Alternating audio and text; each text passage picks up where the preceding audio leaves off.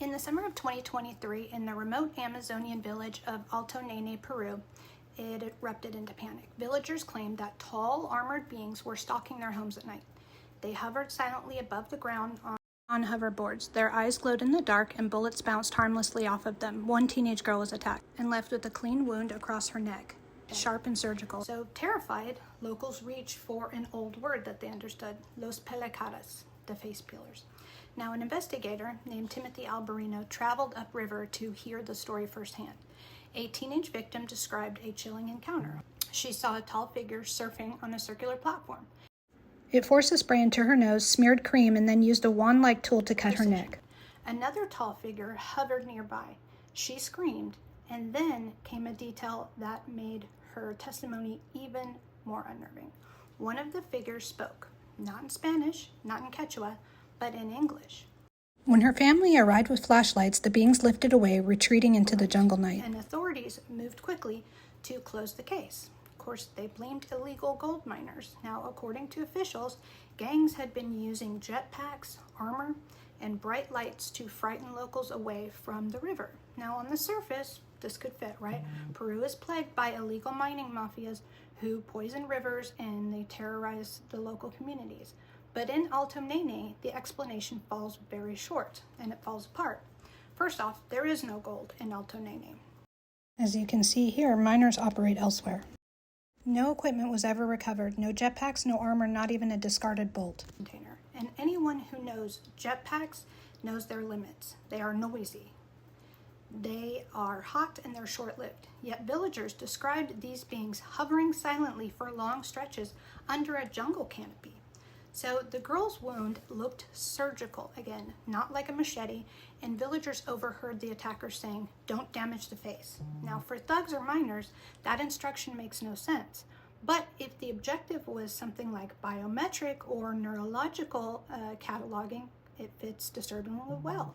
Now, another explanation could have been raised. Some suggested that human traffickers were at play.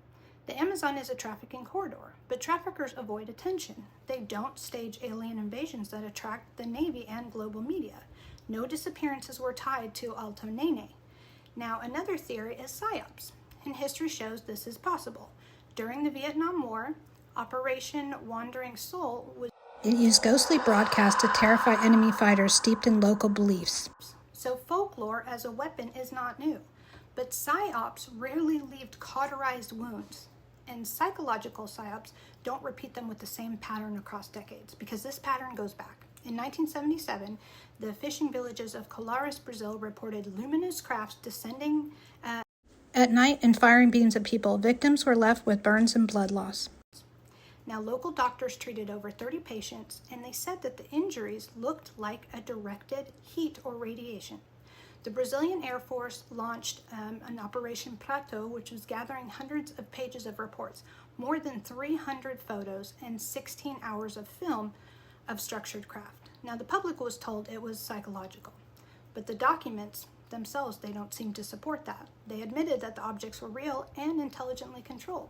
Now, the mission's commander, Captain Holanda, later confirmed the authenticity before he died under mysterious circumstances, supposedly from suicide, right? And Peru has its own precedents. Near Placalpa in the 1960s, villagers reported encounters with 7 to 8 foot tall, pale-skinned humanoids with glowing eyes in tight suits. In the Cusco highlands, shepherds described radiant tall beings descending from glowing craft, carrying rods of light that emitted beams. Okay, so all of these details align with what whistleblowers and experiencers call the tall whites. Pale beings standing 7 to 9 feet tall, armored and impervious to bullets, with eyes that shine in the dark. They are described as carrying a wand-like instrument that can cut flesh with surgical precision, and using field-assisted suits that allow them to hover. Now, the instruction not to damage the face makes sense in this context as well. The human face carries biometric and energetic identity codes. It would also make sense for higher level trafficking. Preserving it suggests cataloging, not random violence. When the evidence is weighed, the miner story collapses completely. There was no gold to protect, no technology was recovered, and these wounds are inconsistent with any kind of machetes or any kind of tools that they would use. So, in the behavior, no trafficker and miner would risk, right? So what remains are two serious possibilities. A higher level psychological operation designed to study how isolated populations react to fear. Or a continuation of the very same non-human cataloging operations documented in South America for decades. Now, across Pucallpa, in Alto Nanay, in Cusco and Colares, the threads repeat. Tall, pale beings, medical evidence of cauterized wounds, and energy loss. So the folklore overlays in palicadas masking the same phenomenon. And then cover stories from the authorities that shut the case quickly. Very simple, but it's not. So even more troubling is the English slip. If these were Colombian or Brazilian miners, why would they suddenly speak English to rural Peruvians who wouldn't even know what the heck they were talking about? That detail suggests either non-human entities using English as a sort of cover or human operators field testing exotic hardware. And here's where everything comes together. If you follow the trail of the tall whites, they've never been wanderers. Reports going back to the 1960s place them right inside of the U.S. military infrastructure. Specifically at Nellis Air Force Base in Nevada. That's not conspiracy folklore. It comes from servicemen like Charles Hall and many others who describe the tall whites knows that they are housed in restricted sectors of the base, and they interact with Air Force personnel under negotiated terms and agreements. Now, in these accounts, the tall whites were not enemies and not free agents. They were cautious, they were aloof, but they were integrated. And the U.S. military provided them safe haven. In return, they gave access to specific technologies, which was quietly exchanged. And the so-called hoverboard and hover platforms and wand devices weren't science fiction. They were part of the controlled environment at Nellis.